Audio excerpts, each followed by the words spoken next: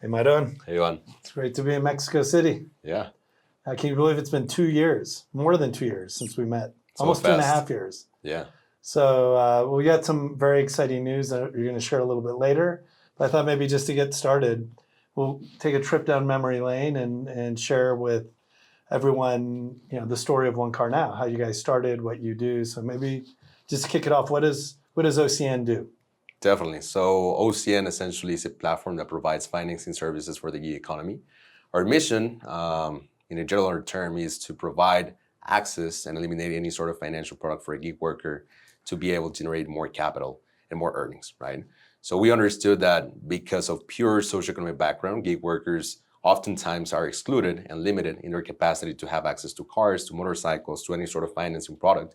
And we aim to be this sort of data platform that is able to use this information to provide financing products for the economy. Yeah, I remember when we met, and I've invested in a lot of companies in Latin America, but just access to capital is still such a huge problem. Limited. And particularly for people who aren't at the top of the economic pyramid, right? And whether you're driving for Uber or Didi or any other kind of gig platform, they're a really important part of the economy and they don't have access to capital. And that's part of the problem you guys are solving. Yeah, that's true. I mean, some of these segment of population of the gig economy oftentimes doesn't have a credit score, they don't have a cosigner, they don't have a capacity to put down payment money or security deposits, and therefore they're excluded from the whole financial ecosystem and platforms, right? So that's what we're trying to solve. And so maybe share what product today. What was your first product? You've got this big vision, but you have to start somewhere. So where did you start? So we started with cars. 2 years ago, we launched a marketplace. Initially, actually, version 1 of OCN was a marketplace in which we were essentially connecting car owners with gig workers. And that's how the version 1 of OneCarNow actually started. So I'm pretty sure remember, we bought this initial fleet of 17 cars and we started doing the financial ourselves, right? So the premise of the product was really to bring, or eliminate, better said, any sort of financing or financing barrier in the process, right? And that usually is, again, the FICO score, the credit score, the down payment, the cosigner. Mm-hmm. And what we did at that point was use alternative information to underwrite this sort of financing product in the specific case of the car, to be able to provide these working capital for the gig workers. Got it. Okay, so I always sometimes I forget, I try to simplify just for me, but so this initial, when you guys started, you guys actually went and bought cars. Sure. And then how did you determine who to give a car to? Like, how did you make the underwriting decision or decide, hey, this person, it seems like somebody who could afford this car versus maybe somebody who wasn't a fit for it?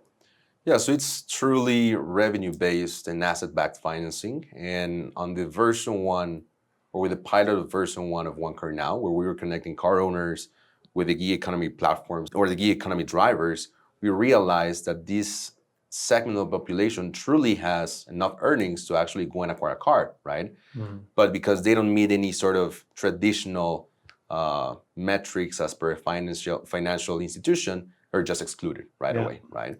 So what we did is, on this pilot, we learned that these gig workers actually make enough money to get a car. And it was truly revenue-based. So it was how much they were earning versus how much we were charging essentially for the cars, right? And that's how we got to that math. That was version 1 of OneCarNow, right? Now we have iterated a little bit in that underwriting criteria, and now we have also implemented, for example, how long they've been driving, what average score on the platform they have, and some other criteria that we use now for underwriting. Got it. Okay, so you basically would look at and say, how much are they earning? This person definitely has the income to get a new car, but the problem is if they go to a traditional bank, they don't give them debt financing, or it takes a long time, or there are all these conditions. And so you guys, the insight was you should be able to safely, let's say both for you and for the borrower, right, for the driver, reach an audience that can afford it, right? And now as a result, they've got a car and they're able to hopefully improve their earnings on the platforms. So that sounds great. So, obviously giving these drivers access to cars seems like that could be a very big deal for them. How many drivers are there in Mexico for Uber, Didi, Cabify, InDrive? What's your estimate? I think we're well over 500,000, at least in Mexico City. The region-wise, talking about all Latin America, we're expecting well over 1 million when you consider Brazil, Colombia, Chile, Argentina. But truly, when you think about the market size, it's also about how many gig workers don't really have access to their own financing, right, to their own car. So we've learned from these rideshare platforms that over 90%, only in Mexico, 90% of the whole driver community in the country is not the owner of the vehicle that they drive, right? So it's incredible. It's like 90% of hundreds of thousands of gig workers is getting cars via informal rentals. And informal rentals in Mexico means any person like you, like myself, that we can have a car at home that we might not be using, and we use that car for rent, or put up that car for rent to a gig worker, right? So that's essentially how the market dynamics And we work. didn't talk about this, but if somebody uses your service, maybe talk a little bit about the duration. And, like in my mind, I think of it as rent to own, but maybe That's true. describe how, if somebody were to use OCN to get a new car, how does it work from the driver perspective? So OCNs is a all-inclusive rent-to-own car subscription. Essentially, what we do in the first step in the process is eliminating any sort of entry barriers in the process. And that means FICO score, credit score, down payment, security deposits. And then on top of that, it is a 36-month rent-to-own program. And in this program, we're going to include, in exchange of a weekly fee, not only the use of the car, but also the cost of maintenance, of insurance, of repairs, of taxes, and pretty much any other long-term costs associated with the vehicle. At the end of the subscriptions, drivers can purchase these cars at a preferred fixed price, cheaper than what you would find in any used car marketplace. Got it. So then if I'm a driver, first of all, I get a brand new car, which probably most people don't have, or no, they're not driving a brand new car. And then at the end of it, I've driven that car. It's my car, right?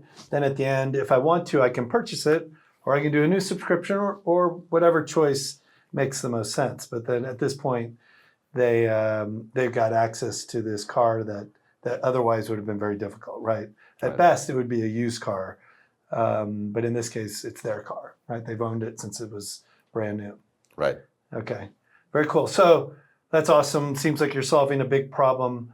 But why did you even start on this? Like, did you work in the car industry before? Or like, why would you start this company? That's a great question. So at OneCarNow, we're two co-founders. I'm going to start with that because that creates the whole story. And Manuel and myself, we launched in 2017 our first company that we ended up selling in 2020, right before the pandemic. And it was a completely unrelated industry, right? It was agrotech. So after this acquisition, Manuel launches a software to essentially administer, or a marketplace to administer Airbnb rentals, right? And to me, it was always very surprising because after the pandemic, nobody was using Airbnb. So why would Manuel launch this marketplace to manage rentals, right? And I remember beginning of 2021, I asked him his support to launch the exact same models, but for car rentals. So what I was doing is going to people I knew and say, look, you're not using your car because there's nowhere to go. I can be paying you up to $1,000 per month if you let me manage your car via an informal rental for a gig worker or with a gig worker. Okay, so let me repeat. So it's almost like with Airbnbs today, there might be a property management company. Sure. So they might manage, you say, hey, I've got this apartment, I want to rent it out and earn some money with Airbnb or VRBO or any other service, and I'll manage it for you. That's right. So that was kind of what the original idea? Yeah, that was the initial idea. That's essentially how we learned that 90% of the drivers are not the owners of the vehicle that they drive. And the worst part of this is that it is a completely fragmented industry in which, according to some of these platforms, the average size of a fleet for a fleet partner can be you, me, anyone that has a fleet in Uber, has an average of 1.1 vehicles under management. So it's completely fragmented, right? There is no real player with hundreds or even thousands of cars in these platforms. But why, just to get the core, why did you even think of, you had an agribusiness before, like what led you to even say, hey, let's start a business that has to do something with cars, a marketplace? I think was a little bit of opportunity, I would say, because I saw Uber, for example, Didi, transitioning from being a rideshare company to being a logistics company during the pandemic. And I was seeing the necessity that they would still need cars, right? And at some point I saw my co-founder, Manuel, struggling with his marketplace, and I decided that would be a good idea. Got it. Okay. So I'm going to say something more as an investor. For a lot of people familiar with early stage investing, there's this idea of founder market fit, right? And so there's some companies where you meet a founder who's been in that industry their whole life, and they're frustrated with a problem that they're seeing, and then they go start a company for that. And then there's what I would call the other category, where it's almost like somebody who has entrepreneurship in their DNA, right? When they're in school, they start companies. When they come out, they're looking for ideas. And it sounds like you fall into the second category, kind of an old school entrepreneur, got a lot of ideas going on. Hey, let's try this, as opposed to you having worked at Avis or Hertz for 10 years and says, hey, I know this industry inside out. There's a better way. More of a kind of almost creative entrepreneurial drive, not necessarily cars, right? Yeah, totally. I think we were very distant from being a founder industry fit, for sure. Interesting. And so, okay, so you have this idea of taking this kind of almost property management style approach into borrowing people's cars and saying, hey, I'll help you make some money off of it and I'll get a fee or whatever the original idea then. How did that evolve to OCN? Just looking at information. At some point, end of 2023, almost to when we met actually, we realized that we had hundreds of gig workers in pipeline, right? And at some point, it was pretty evident that we were solving a very big problem and that nobody was truly focusing in this niche of the market. And at that point, we realized that what we were doing was kind of limited because as any other marketplace, you have the sellers and buyers challenge to attract both into one single platform. So buyers, curious enough, was never a problem for us, but sellers were a difficult part, right? Getting just the cars. And we realized that the margins for being just a marketplace meant that we were taking all the liability involved in managing these rentals, and at the same time, the margins were very thin, right? Got it. So we realized we might do this ourselves. Got it. Okay. So maybe let's talk a little bit about how we met. So as you guys were transitioning from this kind of marketplace model to whatever it was evolving and eventually evolves into OCN. When did we meet in that cycle? Like, had you already totally formed the new idea, or were you still somewhere in the middle when we met? It was somewhere in the middle. We had bought, I remember at that point, the first two cars. And I remember doing some research of having investors that could add, of course, not only money, but also like true hands-on investors that could add value to the cap table. And I found your profile, and this is a great story actually, and I'm pretty sure you remember it, but it was all about a LinkedIn message. I remember I sent you a LinkedIn message, and the exact same minute that I sent it, you replied, right? So it was pretty amazing to me. 2 days later, I think it was one day before Christmas, we were meeting to talk about OneCarNow. But why'd you reach out to me? I think how did I even get on your radar, or Yeah. what did you? I think we were in the middle of the burst of this venture capital bubble. I remember that. And I was really seeing a lot of FOMO for new deals, right? And then you saw multiple companies announcing funding rounds. And I was not so much looking into the top funds list. I was looking in the angel investor network, right? And to me, it was always very important, as other investors that we have right now on the cap table, that there is some sort of investor industry match into what we're doing, right? And I remember looking at your profile, and it was pretty evident that you had the logistics, fintech, and prop tech specific focus. And I think we decided to reach out. Got it. Okay. Okay. So then we meet. So I'm curious, what did you think of the first meeting? What do you remember from that meeting, or how did I come across to you? Right? Because we'd never met. We didn't have a warm intro. This was a cold LinkedIn message. So on both sides, it's like, hey, who's this guy? Right?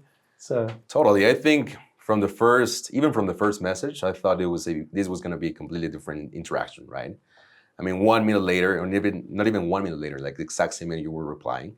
And then one day before Christmas, we were having the first conversation, right? So first of all, there is a lot of openness to literally be evaluating the deal, right? And then I remember also you were having vacation with your family, right? So it was kind of a very, very important time of the year. And I remember that we took that call. That never happened with Manuel. It was literally the first calls that we took, like both of us, just because it was Christmas and we were in the middle of vacation. Nobody was doing much during that time. We were pre-launch as well. And I remember during the first conversation, there was so much attention into details, right? It was almost like, and then you have your own story. It was almost like you were prepared already for this sort of conversation, right? For this sort of thesis, for this sort of market. And I think it was very interesting that at the end of the conversation, you proposed, not talking about an investment, you proposed to be working together for the next 3 months in preparing, in launching, and everything else, right? So I think it was a very interesting conversation for sure. So what did you think of that? Was that weird? Like, It was like, was that welcome, or were you like, wow, this guy's crazy? Or, It was, look, I would say first impression was, I wouldn't say weird, but it was definitely uncommon. But then right after we sent the deck, I remember, and this is a conversation we still have to date with Manuel, like 1 day later you sent like a pitch back model back to us, right? So it was pretty evident that you were A, interested in the company, B, interested into what we're doing, of course, but on top of that, that you were willing to be a hands-on investor, right? And I think that was pretty uncommon because at that point, I'm pretty sure to remember it was like, yeah, I'm gonna be your strategic investor, but I either need advisory shares or I need to be actually invested, like equity invested, right? And I think it was pretty surprising. I wouldn't say it weird, it was uncommon for sure, but when it became evident that, there was some sort of intention to work together, it was truly you send us feedback or you actually working towards what we were doing, of course. Yeah. And we'll move on to the rest of the story here real quick, but I'm curious more than anything, like what were your interactions like with other investors at this time, right? Because obviously you reached out to me, you're probably reaching out to everybody that you can. What was more typical?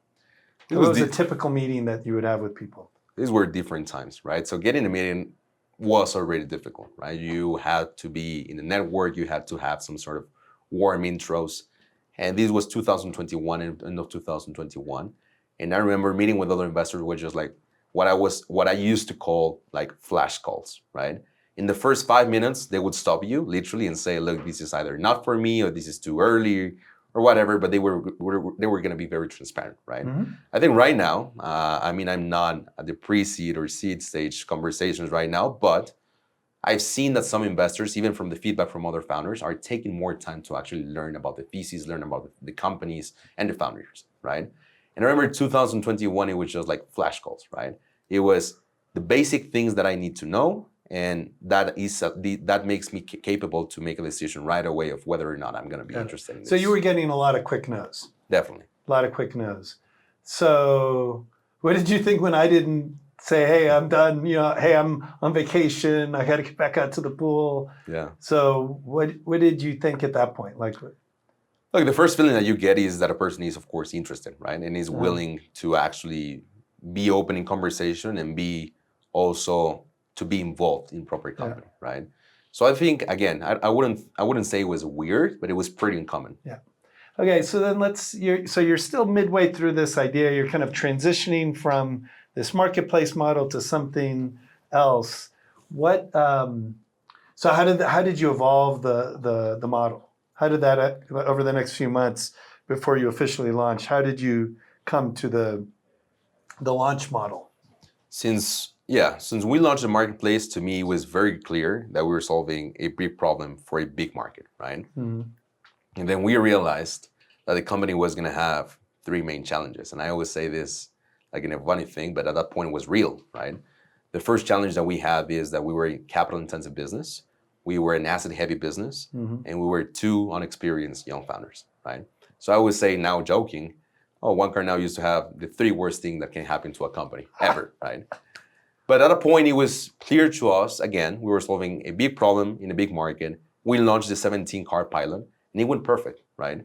So when we realized 3 months in that we were gonna go and actually pursue this and go for the pre-seed round, it was evident that we had to set some goals. And the goals was gonna be validation from a larger, broader market, and then also our capacity to actually go and execute, and on top of that, be able to fundraise, right? So we decided that the next goal was gonna be 130 cars, like literally exact number, 130 cars. And kind of the assumption now, remember the conversation, is because we needed to be profitable, right?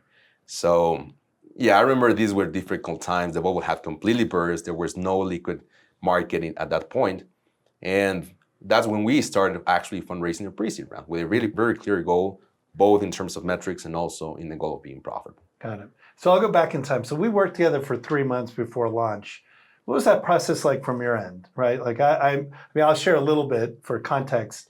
We met every Friday. I think it was almost exact same time, like lunchtime, my time. Yeah. It's like 12 to 1. So I remember I would be having my lunch while we were going through the pitch deck, and we worked on kind of every aspect of that pitch deck, the unit economics, the strategy. We'd have a lot of discussions. I would show you best practice pitch decks. We'd have all these conversations. What was that process like for you from your end? Very interesting, because every single meeting there was like literally, I don't know if you remember this, but before every single meeting, you would send us like a whole bunch of materials. So we would send, I don't know, 1 week later, a deck to you, and then 1 day after the meeting, you would send like a new version of the deck for us to review, or at least a new template. Mm-hmm. So kind of for us, it was like, I mean, we kind of need to run the business or the idea. At the same time, we want to keep up with all of this strategy or strategic points, because I think are going to be very important for us. But I think it was great. I think it was great from the perspective that you were adding what we didn't have at that point, which was like the strategic side of how to pitch a business and a model to an investor, and B, just this perspective of what the investor is going to look for, right? And I think to this date, we're doing that right now. Yeah. And so why do you think, like, well, I mean, I can share, but why did you think I was so interested? Like, what? Yeah. You have shared now why you were so interested, but at that point, I thought you were very, like, genuinely interested in the thesis, but also industry, I would say.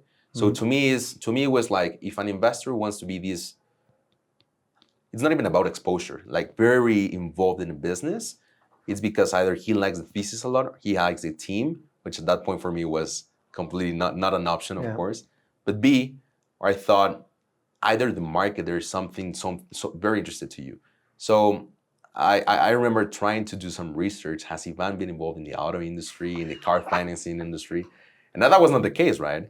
So it was just like surprising, because you were excited about the fact that we could implement some tech in a different niche of the market, or a niche of the market, and then the traditional financing component of the business. Yeah, and so just for the benefit of the folks watching this video, I'll share like where I was coming from. And I remember I had a contrarian view on the auto finance market, that some of the players that had raised a lot of money were doing things that felt very uneconomic. And I'm old enough that I lived through the dot-com boom and bust, and I was an employee at a big tech company.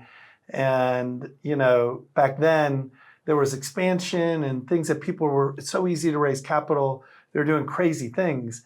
And then at some point the laws of gravity kicked in, and we all had to fix things, right? And I had the sense that that's what was going on in the LATAM tech market in general, but particularly in car finance.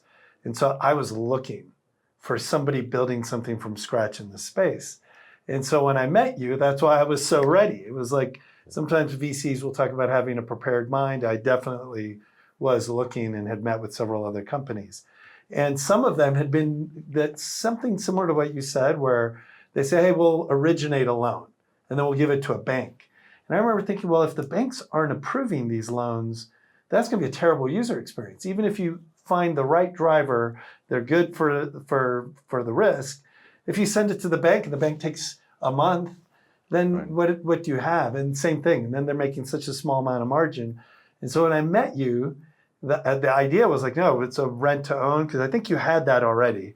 That part of the vision was already there. And so it was like, this is what I was looking for. Somebody says, hey, the problem is that the banks aren't lending. So if you're just sending to the banks, what have you really done? Right? And yes, it's capital intense and all that, but I thought that, to me, that felt like the right answer. But that's the reason I took the meeting. But once I was in the meeting, I looked at your LinkedIn and Manuel's LinkedIn, and there was nothing there. And I don't know if you remember later, maybe minute 10, this is when other people probably did this and said, hey, we're out. I said, hey, super rude question. How old are you? I remember. And you answered 20. Yeah. And so at that point, I'm thinking, uh-oh. And then I asked Manuel, I look at him, and I'm like, how old are you? He says, I'm 20 as well. And I'm like, uh-oh. But I couldn't help thinking how much you reminded me of this one founder I worked with, who was probably the best founder I'd ever seen. And all I could think about, this was like in the first few minutes of that meeting, it was like his thought process is so clear, right? He's obviously young and raw, but there's something different. I know a lot of young people, whatever. There was something very, very different. And so at the end of that meeting, I'm like, okay, odds are this won't go anywhere. But you know what? It might. So that's when I came up with this idea of like on the spot. I didn't go into this meeting thinking like, hey, let me propose to him. I was just real time. It's almost like you're playing a game of poker and you get, I don't know, I got a 10 and a jack or like maybe a jack 8. And so it's such an okay hand, not great. But then as the discussion went on, it was like these other cards came out and it was jack 8. I'm like, oh my God. I've got this incredible hand here. So I'm in real time trying to figure out what do I do because this guy's so young, clearly not from the industry. So everything that could be wrong about your profile was wrong. Agree. But the delivery, the thought process when I asked you guys questions, I just felt like this is something different. And so you said you were going to launch in February.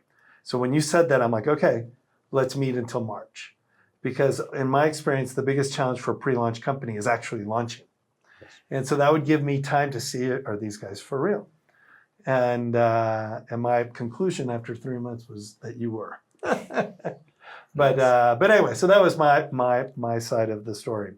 So unless there's anything else we want to talk about that, I want to shift gears a little bit and say, okay, great. We talked a lot about getting to cash flow positive and you had this objective. Talk about, you've gone from launch in March of 2022, roughly speaking, talk a little bit about the scale of the company today. Like, in May of 2022, how many cities, you went from 17 cars and goal to get to 130, kind of roughly speaking, how big is OneCarNow today? So the premise was always, again, with this mindset of being capital efficient, right? And that comes with a little bit of challenges because you need to be very strategic on what you're going to launch first, what you're going to do first. And kind of a point I'm making here is we decided that the first city that we were going to launch was, of course, Mexico City, right? The largest city. Unit economics are great for both the company but also the consumer. And that's where we stayed for the first 130 cars. And I remember investors were just like pushing around, well, what's the next big city, right? Where is Monterrey? Where is Guadalajara? Where is Tijuana? With millions of people living there, right? And hundreds of gig work, thousands of gig workers. And to us, it was very clear that national expansion was going to be a priority, but not at that point. So for us, it was not so relevant just because we wanted to keep the team size very, very small. Mm-hmm. Till the end of 2022, we were still less than 10 people, right? Less than 10 team members. Then comes 2023, we're at 130 cars. That's beginning of 2023. End of 2023, we were already at over 1,000 drivers in the platform, right?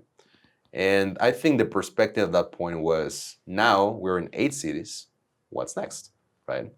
So we come now to where we are right now, 100 or thousands of drivers in the platform, right now present in 20 cities in Mexico, yeah. And now looking at international expansion. So before you go there, we'll talk about that later. But so you have, let's say, over 1,000 drivers from, 17 at the beginning and 130 after the first year. So you've more than 10x the company in the last year. And you said, how many employees were you at the end of 2022? Less than 10, 7 employees. 7 employees, okay. And so, you don't have to tell exactly the number of employees, but order of magnitude, how many people are on the team, let's say now, or at the end of 2023, let's say? A little bit less than 100 employees, okay. But it was because it's always been this constant effort of keeping the size small. Got it. And so, okay, let's call it, I'm going to round up 100 employees, right? So you went from 10 to 100, let's call it, roughly. Yes.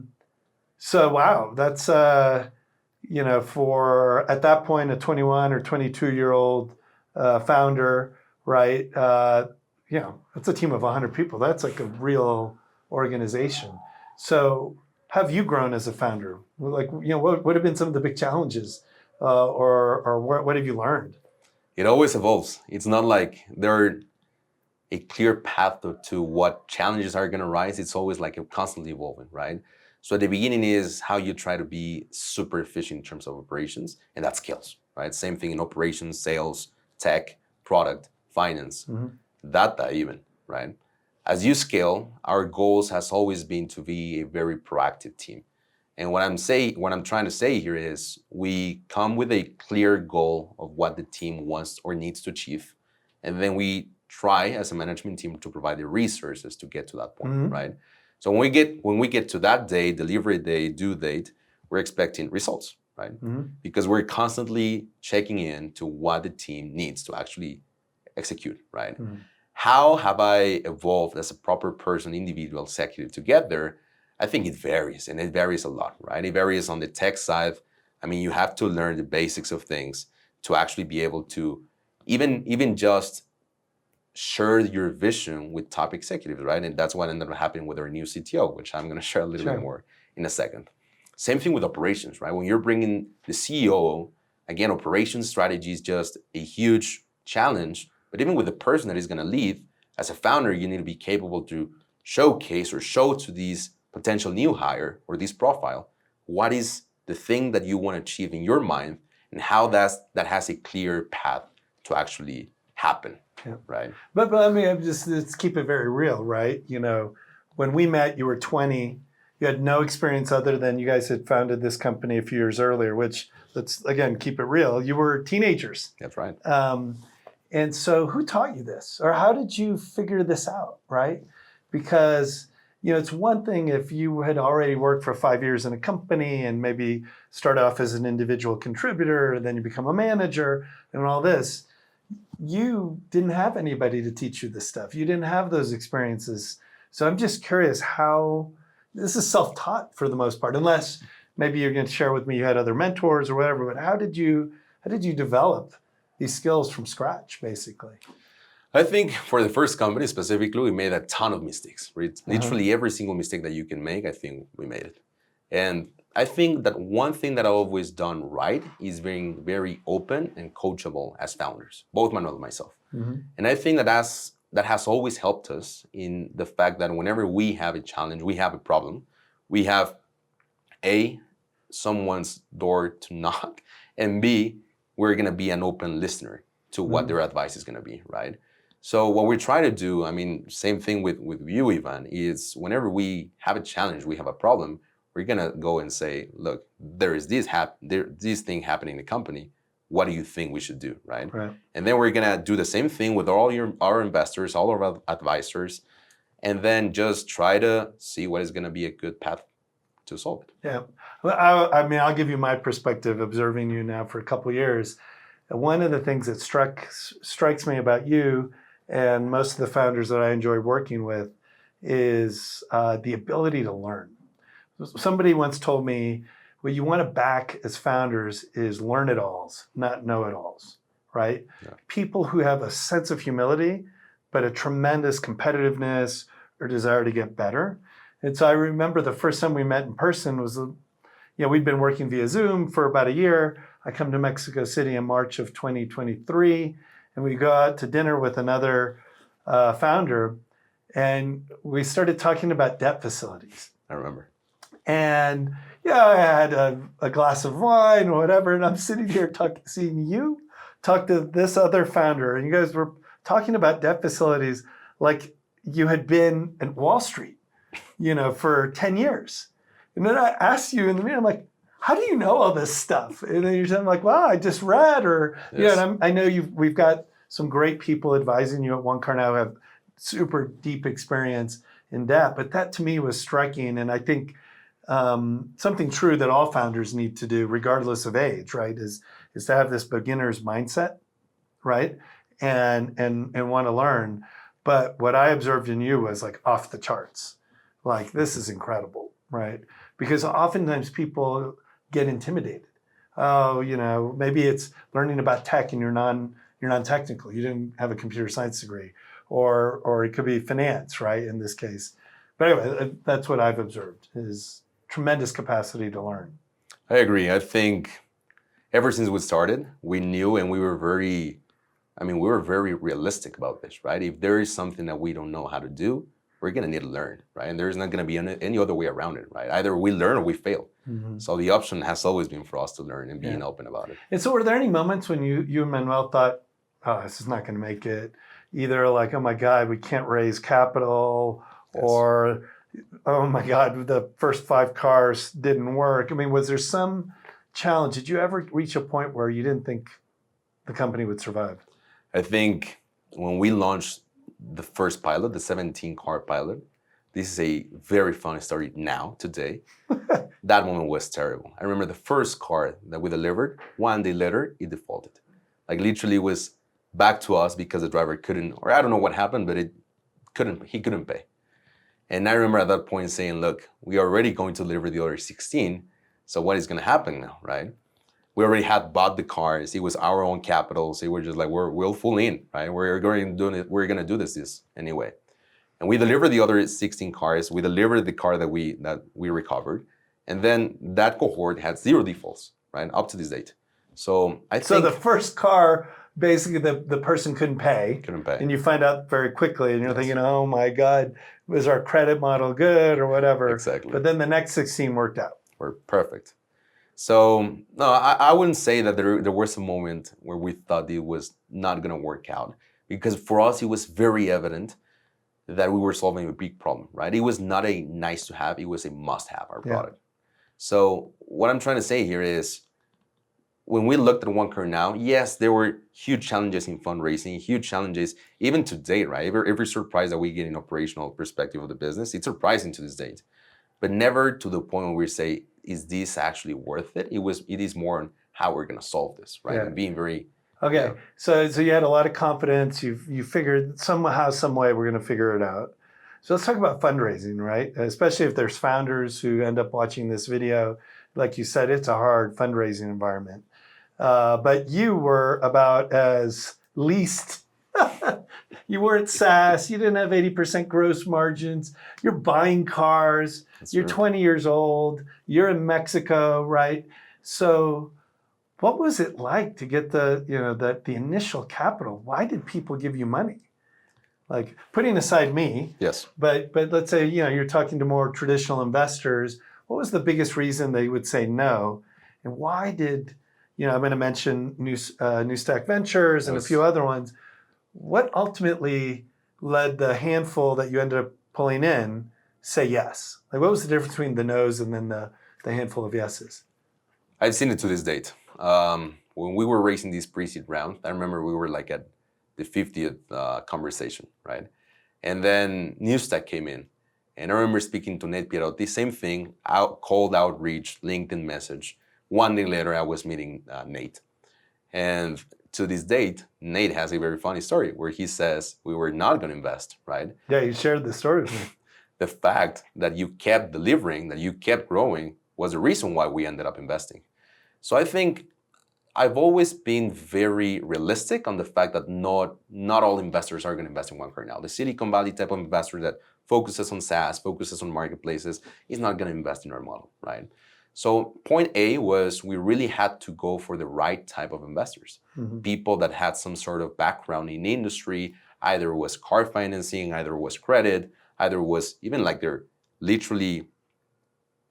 literal background being probably ex-Wall Street, being probably ex-McKinsey, or something related to the field, right? So finding the right profile was the most basic and important thing for us. Then was the fact of actually having traction, right? Actually having the model, actually having the economics that worked. So I think for us, it was very clear that yes, we have the capital intensity, we have the asset heavy, we have the young founders, but we had very clear numbers around the model, right? Yeah.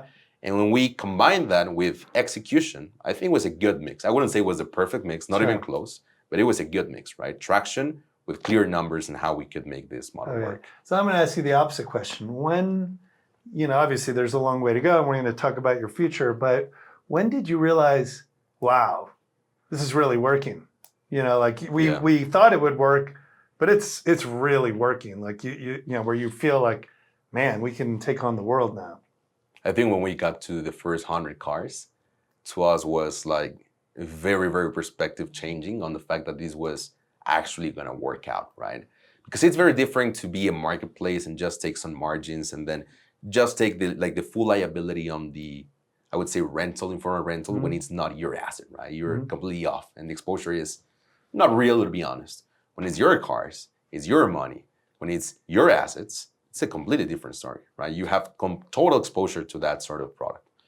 And I think when we delivered the first 100 cars, and then we were profitable, we were growing very fast. Now the wait list was in the thousands of gig workers asking for the service. For us, it was very clear. The platforms needed our service. The drivers or the customers wanted our service. And we had a backlog because we needed to raise more capital to fill that demand. Yeah. It's funny. I will talk to other founders and look at other businesses. And one of the things I love is to get involved with companies that actually had trouble fundraising. Because what ends up happening, oftentimes if it's super easy to raise, then you start spending a lot on marketing and sales or go-to-market activities because you've got the capital, you want to grow as fast as possible.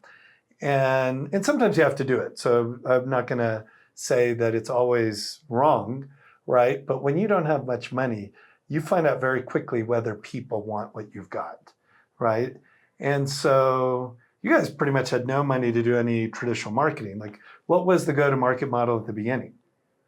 So basically a WhatsApp group, right? It was a WhatsApp group, yeah. So essentially we partnered with one rideshare platform. They opened literally access for a WhatsApp group. And I remember it was very limited. We were like in 10 WhatsApp groups, right? Because WhatsApp has like a 150 member, whatever. And I remember us being like in 10 WhatsApp groups and just trying to message direct messaging. It was a complete mess, right? Yeah. But that got us to hundreds of drivers in pipeline for waitlist, right? And then that evolved in us actually being capable to say to this same rideshare platform, look, this is the demand for the product, right? We need to work out together on the fact that you need, because this is a growth barrier for you, you need cars and I need drivers, right? And I think that has evolved to this day where 80% of our drivers or customers come from referrals. Yeah. Right? So I just want to focus on this, right? Especially for founders who may be watching this, right? And every situation is different. So this is not go do a bunch of WhatsApp groups. Yeah. But if you have something like a WhatsApp group and there is pull for your product, that's a very good signal that you're onto something. If you have a WhatsApp group and it's crickets, it doesn't mean necessarily it's off, but it's clearly a different signal. Right? There's a very famous story, I think this was with Dropbox, where the founders put an ad on a web page and they didn't even have the product.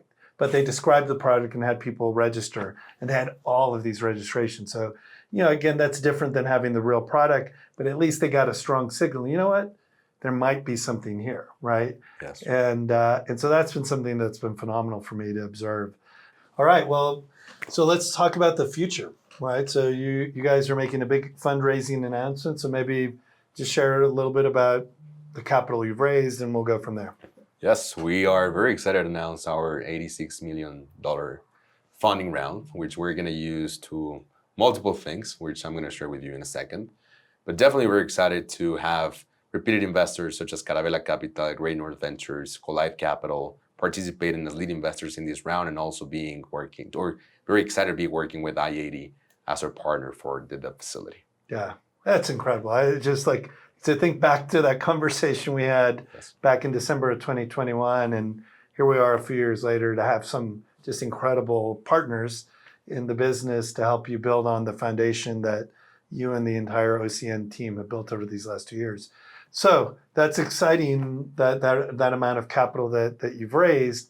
So what are the priorities? How are you going to invest that capital, and how's what are you going to focus on? I mean, we're going to focus mainly in three things. The first one is betting high in Mexico. I think Mexico has a great opportunity still to be developed, and we're going to, of course, keep doing that. The second thing is going to build the product and tech. We are a tech platform that happens to have a capital market side. And so we want to build a international or a tech platform that has international standards and level, right? And last part is probably international expansion. I mean, we're very excited to announce our US expansion that is going to become very, very important in this capacity for us to execute not only developing economies, but now also the US market. Yeah, it's just unbelievable. I think to think back to when you started, I think we talked about a bunch of different markets. And I remember one time you came to visit me in Silicon Valley and you'd spent the day meeting with Uber and you come back, we have dinner for many hours. And then we had this discussion around what might be the next market outside of Mexico. And, I think we both said, like, why not the US, right? How exciting would it be for you guys? Obviously, there's a long way to go, but if you're able to bring the value that you bring to Mexican gig workers, if you can also do that in the US, I think it would be amazing, right? And super excited for you there. So it's super exciting, Mairon. I agree with those goals, but it's obvious you're going to have to hire some talented people. And so I'm curious, can we just talk a little bit about the culture of OCN and what you're looking for, like what you can offer as somebody who might be applying for a position? Definitely. So we are a culture that tends to be very proactive. When we have a new person joining OneCarNow, the first 3 meetings that we're going to have is literally, of course, this person to learn everything about the company. And then we're going to try to incentivize this person to just learn about the challenges, but mostly the goals that we want to achieve together. And then after that, we're going to try to provide all the tools necessary for us or for this person to execute, right? So we're a very proactive culture. We're a culture that likes to learn, to grow together. And I think it is very important for us that every single new team member has a clear idea. This is a all efforts mindset and culture. What I mean with this is we always have a say at OneCarNow that every single person is one Slack away, right? And kind of this communication capacity that we have in between one and each other, it has allowed us to be super efficient, but also to be super organized in terms of the communication, but also management styles that every single person inside of the organization has. Yeah, so it's a classic startup, right? Where I live in the Bay Area, right? It's at the beginning, there's an expression in the U.S. about oftentimes startups you're like building the plane while you're flying, right? So there's stuff I'm sure when you launch in the U.S. that you're going to learn that's different than here, and so it's that constant growth, right? Both from what I've shared about your growth as a person, but I'm sure every employee at OneCarNow, as time goes on, they're going to have to go through a tremendous growth curve. So for sure, if that's not the environment that somebody's looking for, OneCarNow probably isn't a great fit. That's right, yes. Yeah. Well, that's exciting, Mairon, and it's been amazing to be part of this journey. And maybe just to wrap up, and especially I'm looking for feedback, right? Like as an investor, I hope that have the same mindset you do of constantly trying to learn, to have a beginner's mind. And I love what I do because I'm constantly learning, right?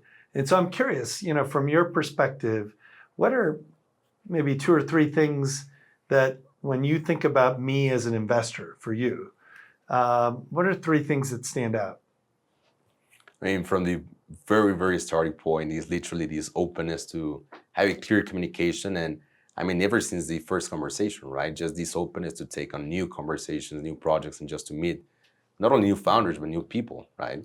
So I think I think that is super important because you as now managing partner of Numundo Ventures, I remember at that point you were just starting as well with Numundo, was very surprising to us because there were not many angel investors or managing partners to actually be taking the first call or being very proactive about it, right? So that's A. I think B, the fact that you've ever, and of course I know this from OneCarNow's experience, but have always been very involved in every single detail of the business, strategy, fundraising, operations, and being super involved in terms of where we are in all of these fronts. I think it's very, very important, right?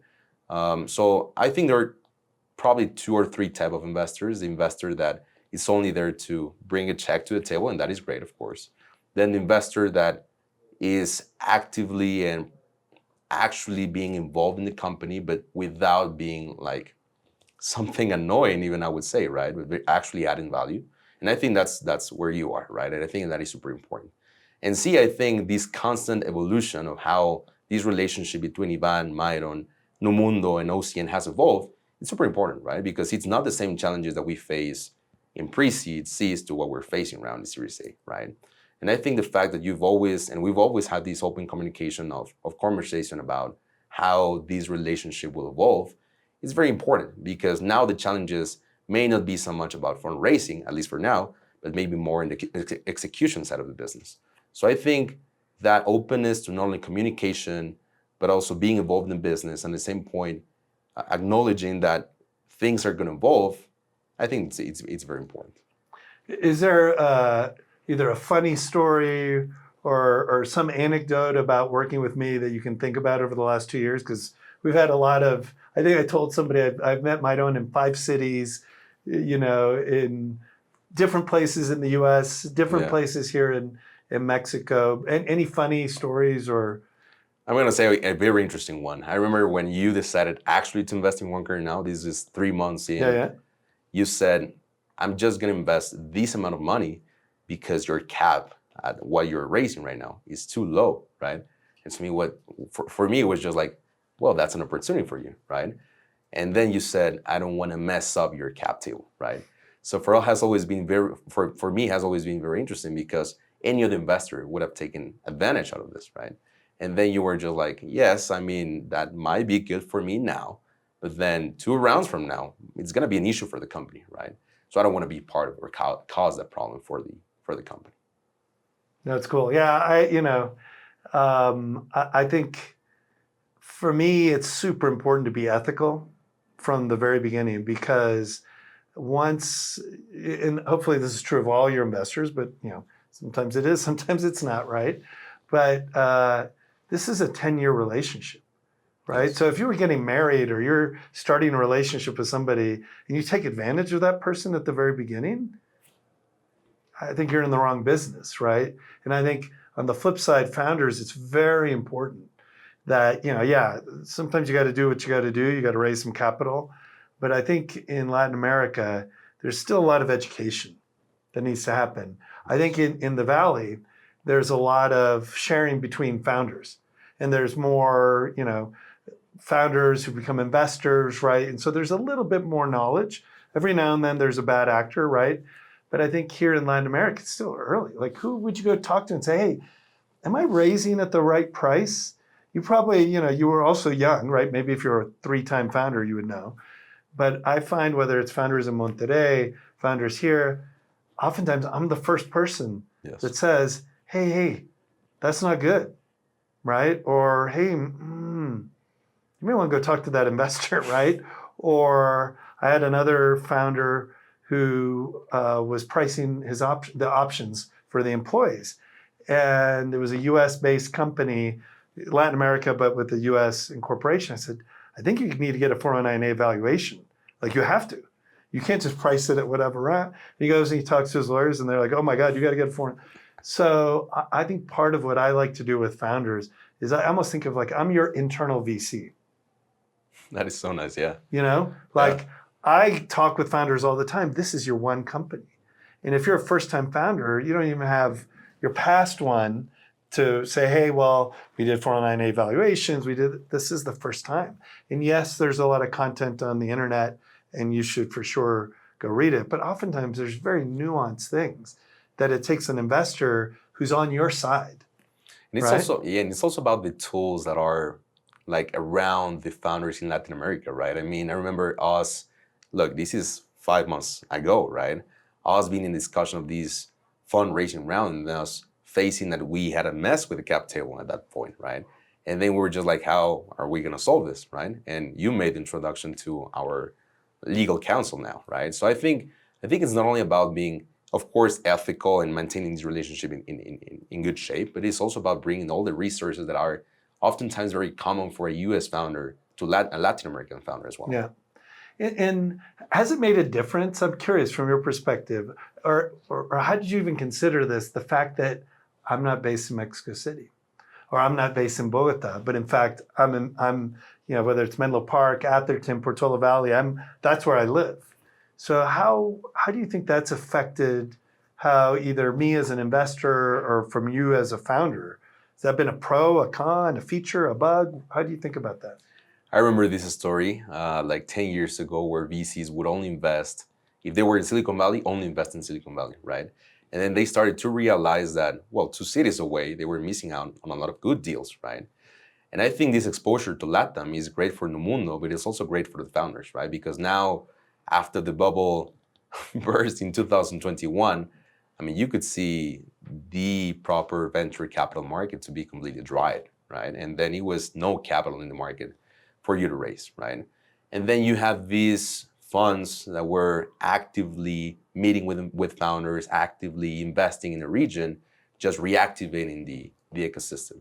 So I wouldn't say from the proper fund or managing partner, founder or company relation, I think it hasn't affected at all, right? Because you're always like literally one WhatsApp message away, right? But from the proper ecosystem perspective, I think it's great, right? Because then you have both things, both the good of both worlds, right? You have the exposure to LATAM in terms of deal pipeline, and then you have the network in the US, right? Again, I remember this very clear. Raising a Series A for us was very difficult, right? And then, at least from the legal and corporate side of things. And I remember you literally just saying, look, I'm gonna connect you to the best legal counsel out there, right? And it was like a one single phone call that you had to make.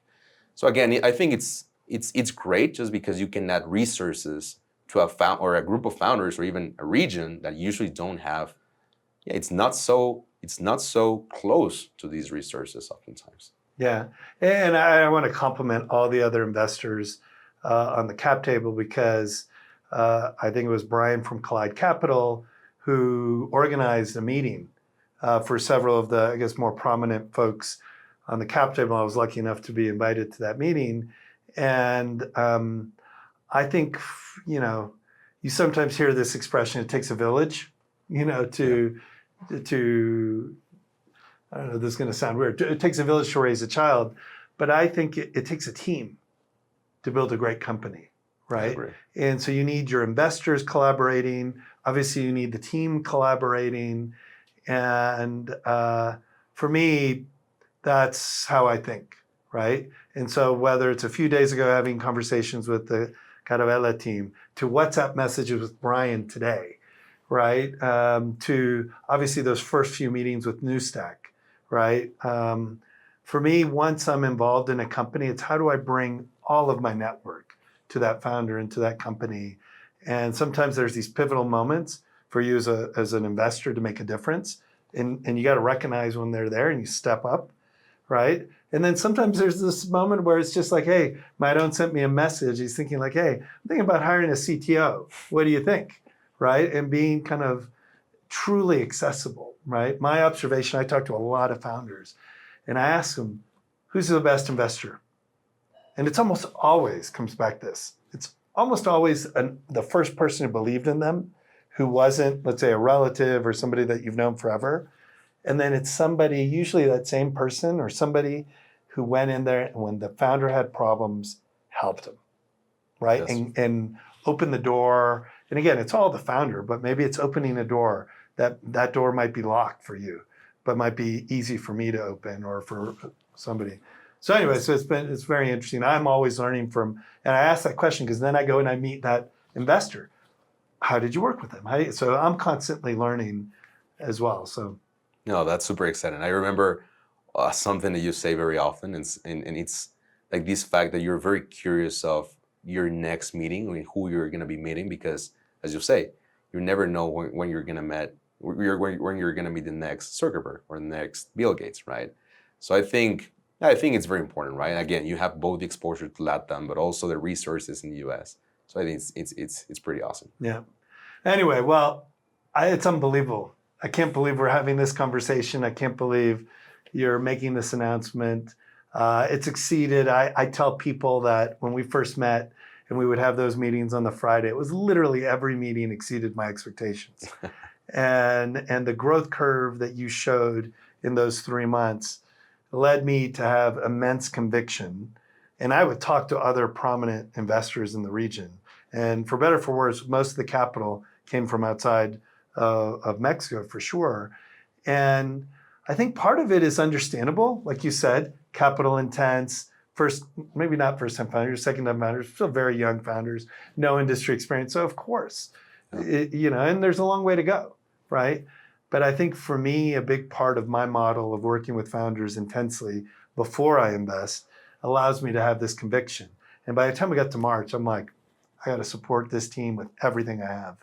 And so it's been an amazing ride. Oh, we're super excited. We're super excited to be working with you, of course, and we can't wait to keep the growth. All right, man. Thank you.